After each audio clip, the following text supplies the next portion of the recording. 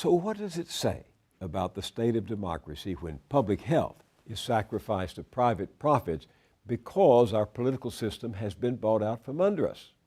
No two people are better qualified to answer that question than my next guest. Sheila Krumholz heads the Center for Responsive Politics based in Washington. That's an organization of investigators tracking money in politics and its impact on elections and public policy. The center and its website, opensecrets.org, are invaluable resources for journalists and anyone who cares about campaign finance and the clout of Washington lobbyists. Danielle Brian runs the Project on Government Oversight, otherwise known as POGO. Its mission is transparency and accountability throughout the federal government. Its weapons, whistleblowers and a thorough knowledge of the Freedom of Information Act, exposing abuse, demanding answers, and looking for solutions.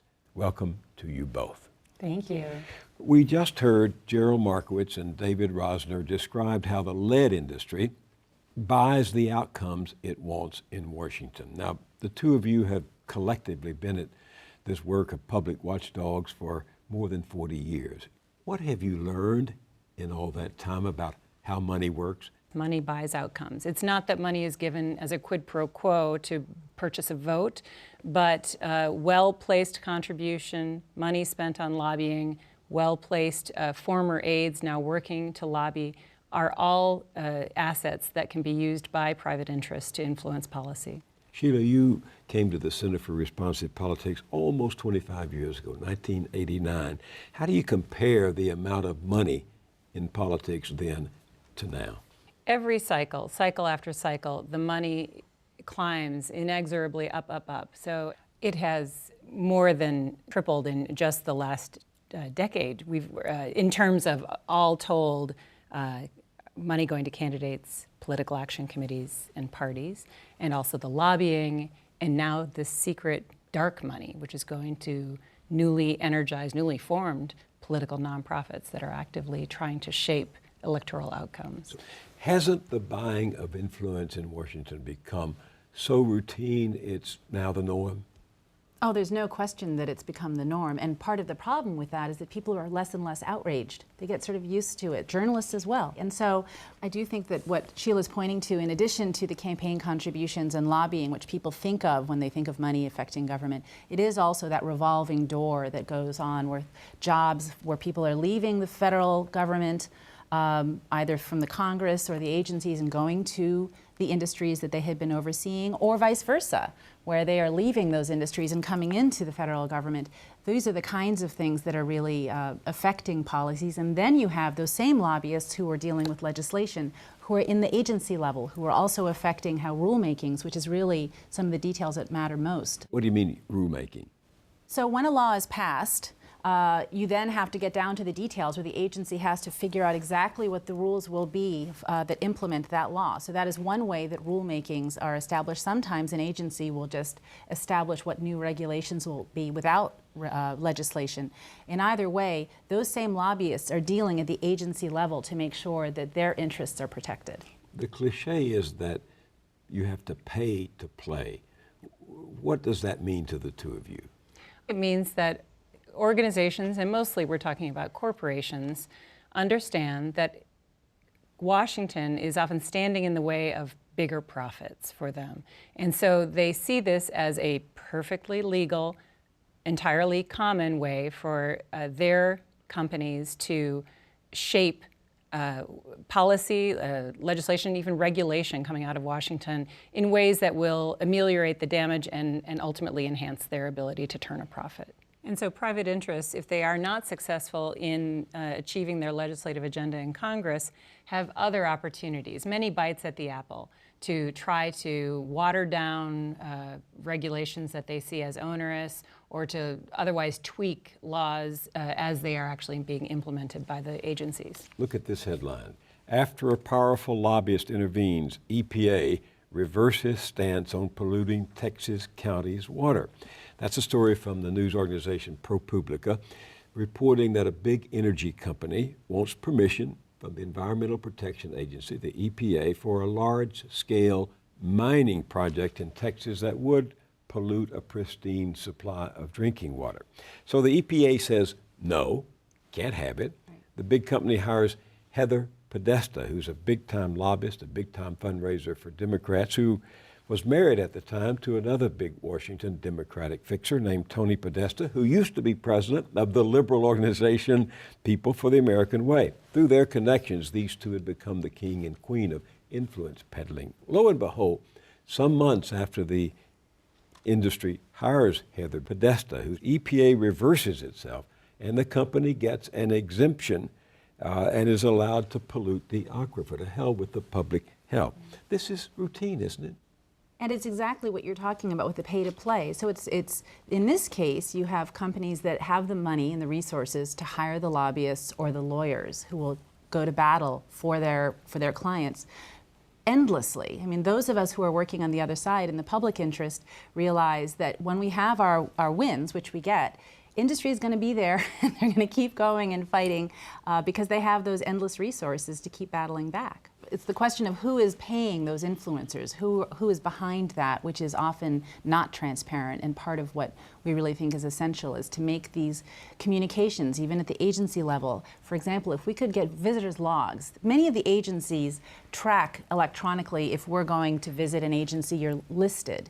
Those logs are not public. If we could get a better sense of who are these people who are coming through the door to meet with the people, for example, at the EPA, we would have a better sense of what was going on. And that's especially important because we do know that there are over 12,000 registered lobbyists advocating on behalf of their clients in Washington. And we can see who they are, whether they've already spun through the revolving door coming from Capitol Hill or elsewhere in government to advocate on behalf of these paying clients, and how much they're being paid. But we also need to see those senior advisors, others who are not technically registered as lobbyists, but are in fact doing much the same work, advocating on behalf of a paying private client. Is it even possible to track how a Heather Podesta would do her work for that company? Which Congress people she sees, who she might talk to if she did at the White House or within the administration? Unfortunately, the Lobbying Disclosure Act, which governs disclosure of lobbying activity, does not mandate that lobbyists disclose whom they're meeting with. So they only say, we lobbied the House of Representatives or we lobbied the Senate, which is ridiculous. That doesn't provide us with a roadmap to exactly who their targets are in Congress. But there's an example where that did work with the Recovery Act, where they actually did increase for that one time the disclosure of these contacts, and it worked. So we know that there are models where you can have the disclosure of who is meeting with the federal agencies, and that is an essential tool for people like the Center for Responsive Politics to have. And it's an essential tool for the public because there are people who are active in their locale and interested in specific fights, maybe at the federal level, but governing business or development in their state. And if they want to know what they're up against, they can only see part of the information. They need to get the full picture to be able to connect the dots and to be able to adequately contest what the money is buying private clients in Washington. But the EPA, the Environmental Protection Agency, says that that did not influence their decision to grant the exemption to the energy company. But as a journalist, I have to say, verify, right? Yeah, and how can they say that when their position had been that this should not have gone through, right, until Podesta was hired? So I'd like to understand why they changed their mind. Look at this headline from The Nation magazine. The reverse revolving door, how corporate insiders are rewarded upon leaving firms for Congress. In this article, Lee Fang reports on how corporations and lobbying firms award six-figure bonuses to staff who leave to take powerful positions in government. For example, Treasury Secretary Jack Lew got an exit package worth over $1 million from Citigroup shortly before he joined the Obama administration.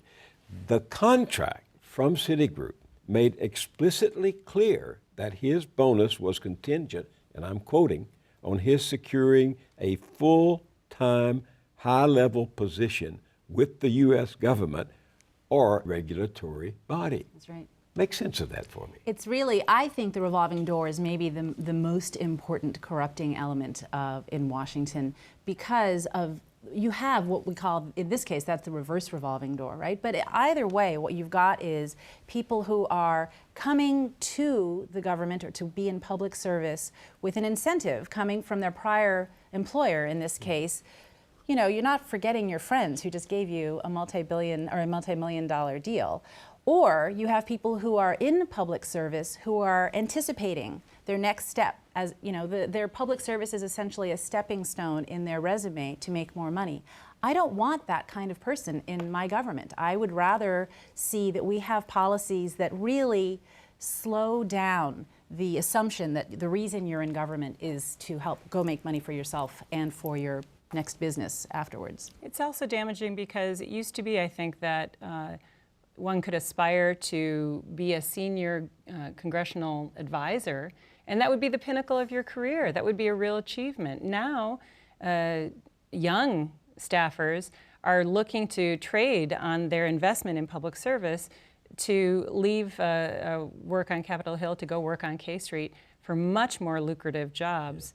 Very quickly. They're not investing that time in public service. So I think that has had a damaging effect and means that the lobbyists are the ones that have the expertise. We're losing expertise that's not being developed on Congress, on Capitol Hill. It's the seat of that is in some cases in K Street. Which brings me to another headline. Wall Street hiring more ex-government prostitutes, this column says, but then it crosses it out. It says officials to assure it gets its way. Yeah. That's actually based on a story from Politico whose headline is Wall Street hires Washington. And the story is that these big banks, Goldman Sachs, Citigroup, Credit Suisse, JP Morgan Chase, are paying these government and political officials big bucks to come to work for them so that they can influence the very agencies and politicians they once worked for. That's an old practice, isn't it? The financial industry is the largest source of campaign cash and money on lobbying for many years in Washington. That changed during the healthcare debate, during the debate of Obamacare, and the health industry, especially pharmaceutical and insurance companies, became the biggest spenders on lobbying during that period. So you see how it shifts as legislation comes and goes. The money follows power and influence. So this is, I think, evidence of that. But there's, the people who are working, for example, at the SEC, at the Securities and Exchange Commission, are quite handsomely paid. They are not on the civil service schedule. So it's important when some people say, well, how could you ask someone not to take, to be underpaid for the rest of their lives when they could make so much more money on Wall Street? In fact, they're actually quite well paid in order to try to keep people in the public service.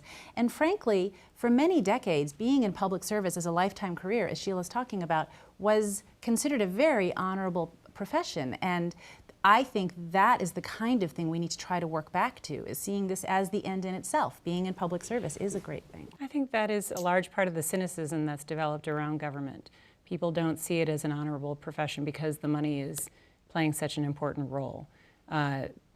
Across the board, from left to right, Americans believe that government has been purchased, that it's been corrupted by the money. And I think in specific cases, the headlines day after day show elements of that, where someone leaves Congress to go lobby for a special interest that gets a sweetheart deal stuck into a big omnibus spending bill, and none's the wiser until it's too late. That happens time and again, and it's been happening for so long. And it's important to note, it happens with Democrats and Republicans. Nobody's pure in this. Here's another headline. What does millions in lobbying money buy? 5 congresspeople in the pocket of the private prison industry, reporting on how the for-profit prison industry uses its money to influence politicians, to send more people to jail because that's the way the industry makes more money. What I found really shocking about the private prison industry is that recently, Pogo tracks the top government contractors and their misconduct because the government hasn't until recently actually done that, which is shocking in itself. But only in the last couple of years, suddenly 2 of the top government contractors are private prison corporations. That was pretty shocking to me. And this is happening at a time where we see that there's all kinds of legislation that is moving in Congress that is criminalizing at a federal level, especially when it comes to immigration. we are very fascinated by that nexus, and I think it's really terrifying. It raises the point that we haven't touched on yet in terms of money and policy, which is how much of what used to be done, conducted by the federal government, by federal employees, has been privatized to government contractors. And that's a whole separate way that money is influencing policy, where entire agencies are essentially relying on employees that are private sector employees with private sector interests. And they are, in many cases, really pushing the agenda of those agencies. And here's my last headline. It's from Common Dreams. Tax rates down, havens thriving, corporations win, workers pay. And the subheadline is, despite tough talk, corporations receiving increasingly friendly treatment from governments as working people carry the burden. The point to me is, how do everyday citizens stand up against this overpowering, interlocking grip that money has on our government? Well, people need to see it, but then they need to do something about it. and I think that the most important thing for people to remember is that they can do something about it. It is, I worry that people become despondent and walk away from government. Cynical. I can tell you the cynicism is oceans deep. Yeah, I think that's our biggest danger, because in the end, as we've talked about how industries will have endless lawyers and money to pursue lobbying, but they don't have the numbers of people. Our side has the numbers of people, and if we can just remind people that getting engaged still is what's going to put pressure on those public figures who don't want to be embarrassed. Media matters. Precisely. Bad press matters. Going to town halls and having people yell at you for doing something corrupt matters, and that's what we need to remember to empower people to take action. And Okay, do that. I'm engaged. What do I do now? There are organizations like ours which are both credible, offering credible information, nonpartisan information through which you can be informed, and surfacing opportunities to get involved, to take action on specific issues that are happening now. I think that's the key, is those specific moments of time where it really will matter. And so we have, at our website at pogo.org, we have a sign-up list for people who are joining what we're calling our Good Government Army, of people who really are willing to join us in being nerdy sometimes and saying, okay, now is the time.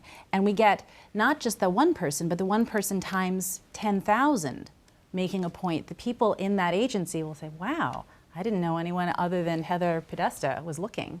And whether it's agency staff or whether it's members of Congress, they're not going to risk the liability of being seen as allied with the moneyed interests against the public interest, particularly for our elected officials. They know what side their bread is buttered on, and it's the voters who hold kind of the cards here. We need to make sure that they understand that we are paying attention, because it's those secret deals that are most powerful. When we can expose the money and the players, we help neutralize their impact. We know why the Heather Podestas of Washington do what they do. They get well paid for it. Why do the two of you keep doing what you're doing? Well, one reason is when we have our victories, and those are really fantastically exciting. Which one are you most excited about right now? Right now, I'm very excited that we got the Whistleblower Protection Enhancement Act passed. It's hard to get legislation passed. Which means, what does that act do? What it's doing is helping federal employees finally have genuine protections when they raise dissent inside their agency of waste or fraud. They're now going to have state-of-the-art protections. It has been a law that has been whittled down by hostile courts to be almost meaningless. That's going to help all of society. This is not just an altruism for those federal employees. That means people in the agencies who are trying to do the right thing, and agencies are full of people trying to do the right thing, are going to be more comfortable in raising their concerns. That's a big deal. You push data, and how do you win victories with data? We win by making sure that our data is accurate, unassailable, absolutely unbiased, so that people know they can trust it as a source of information about how money really influences politics and policy. And by doing that, we're not just informing the voters, we're helping the press do a better job of covering complex issues. Money in politics at the federal level alone, to say nothing of the state and local level, where it's also influential, is complicated. And so we feel good about making it intelligible to the average American, because it's so important that they understand how this really works and in some cases what they're up against. So as we close, tell my viewers, our viewers, how they reach the Center for Responsive Politics. Go to opensecrets.org, sign up for our weekly newsletter, and pay attention to our opportunities to take action. And how do people reach POGO? At pogo.org is our website, and we're also on Facebook and Twitter, which I know the CRP is also. And so there are various ways of social media people can find us, but pogo.org is the central vehicle for us. Danielle Brian and Sheila Krumholz, thank you very much for being here, and thank you for what you do. Thank you. Thank you.